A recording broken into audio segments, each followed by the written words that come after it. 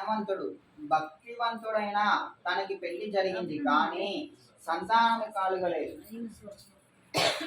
ఎన్నో దాన ధర్మాలు చేశాడు. ఒకరోజు ఒక సాధువు వేరి ఇంటికి భిక్షాటనకు వచ్చారు. ధర్మపాలుని భార్య బంగారు పళ్ళెంలో భిక్ష తీసుకొని వచ్చింది కానీ ఆ సాధువు ఆ భిక్షను స్వీకరించకుండా వెళ్ళిపోయాడు. కారణం ఏమిటో చెప్పమని అడగగా పిల్లలు లేని ఇంట భిక్ష స్వీకరింపరాదని తెలిసి పరమేశ్వరుని గూర్చి తపము చెయ్యమని చెప్పి వెళ్ళిపోయాడు. ఆ సాధువు ఆ సూచనల మేరకు ఆ దంపతులు చేసిన తపస్సుకి ప్రసన్నుడై పరమేశ్వరుడు అల్పాయుష్కుడగు పుత్రుడు కలుగుగలడని వరమిచ్చి ఊరి బయట ఉన్న ఆలయము వద్ద మామిడి చెట్టుకి ఉన్న ఒకే ఒక ఫలము నీ భార్యకు ఇవ్వు అని చెప్పాను. సరే అని చెప్పిన ధర్మపాలుడు ఆ వృక్షము వద్దకు వెళ్ళిపోయి అత్యాశతో చాలా ఫలాలు మూటగట్టుకొని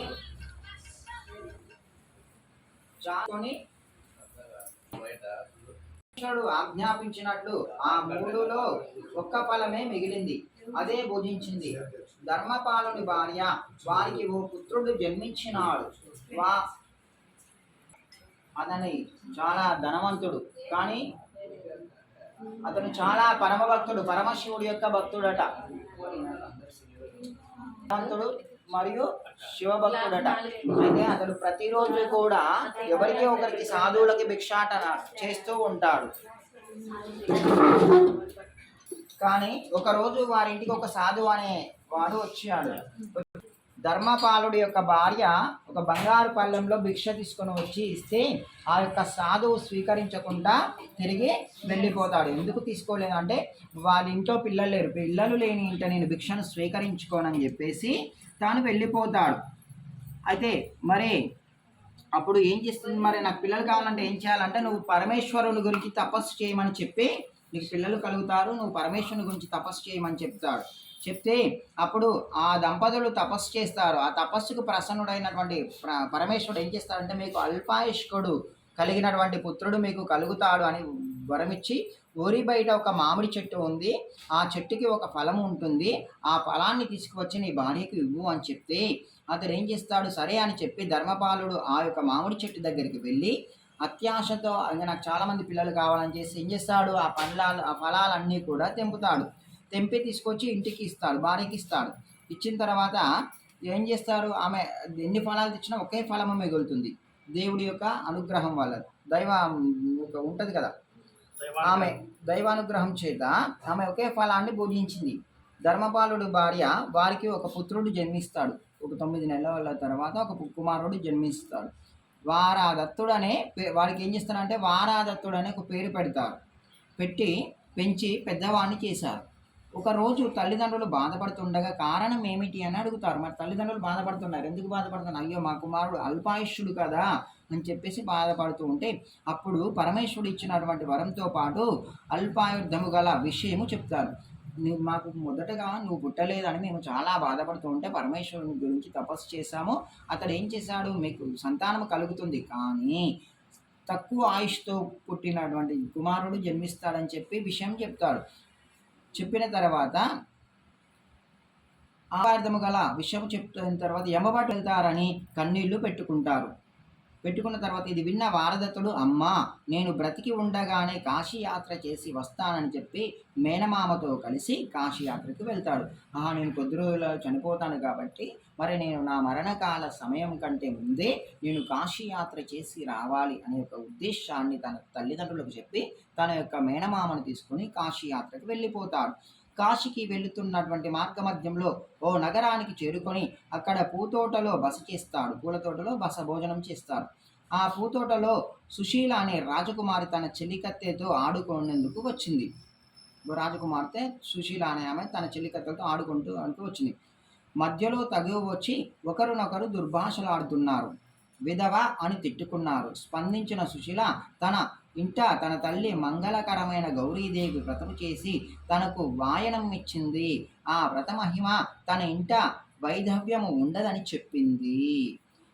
ఇది విని వారదత్తుడి మేనమామ తన మేనల్లుడికి సుశీలను ఇచ్చి వివాహం చేస్తే మంచిదని భావించింది. అయితే విధవాన్ని తిట్టేసరికి, నువ్వు ఎన్ని తిట్టినా ఏం కదా, మా అమ్మ మంగళగౌరి వ్రతము చేసింది కాబట్టి మా ఇంట్లో ఏ స్త్రీకి కూడా వైధవ్యము అనేది ప్రాప్తించదు అని చెప్తే ఆ మాటలు విన్నటువంటి మేనమామ మరి యొక్క సుశీలకి వైధవ్యం లేదు కాబట్టి ఈమెను సుశీలను నా యొక్క మేనల్లుడికి ఇచ్చి చేస్తే అల్పాయుష్తాన్ని తీరిపోతుంది అనేసి అనుకొని ఇరు కుటుంబాల పెద్దలతో మాట్లాడి వివాహం చేస్తాడు.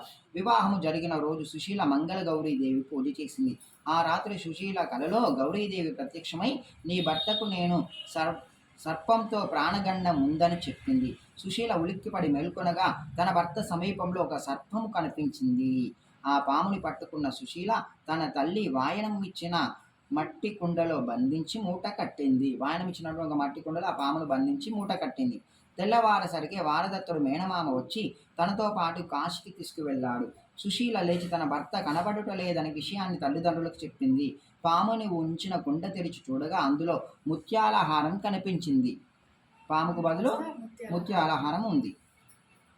తల్లిదండ్రులు తనకు మారు వివాహం జరిపించేందుకు చేసిన ప్రయత్నాలు తిరస్కరించి తన భర్త కోసం వేచి చూస్తానని చెప్పింది. అవి భర్త ఎటో వెళ్ళిపోయాడు, దానికి తిరిగి మళ్ళీ ఇంకో వివాహం చేస్తానని చెప్తే ఆ వివాహాన్ని తిరస్కరించింది.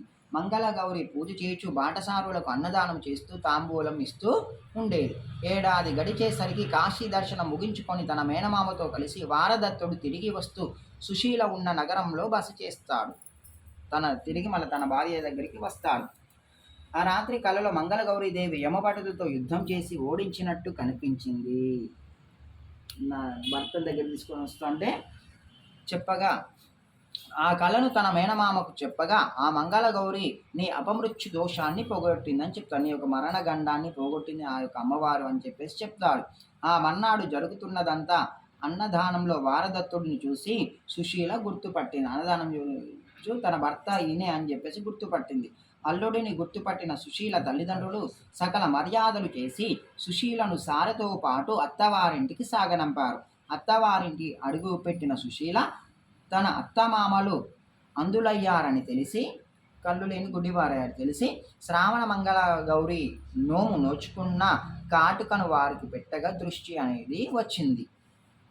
ఆమె వ్రతం చేసి ఆ కాటుకను పెట్టగా దృష్టి అనేది వచ్చింది. మంగళ గౌరీదేవి వ్రతాన్ని ఆచరించడం వల్ల ఇదంతా జరిగిందని గ్రహించి అప్పటి నుంచి శ్రావణ మంగళ గౌరీ వ్రతాన్ని ఆచరిస్తూ అంతా సుఖ సంతోషాలతో వర్ధిల్లారు.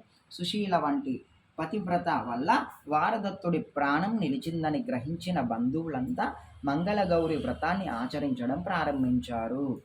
ఓకేనా, ఇది వ్రతకథాధ్య సమాప్త.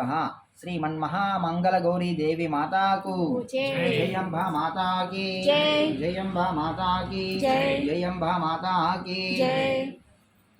నైవేద్యాలు తీసుకురా బాగా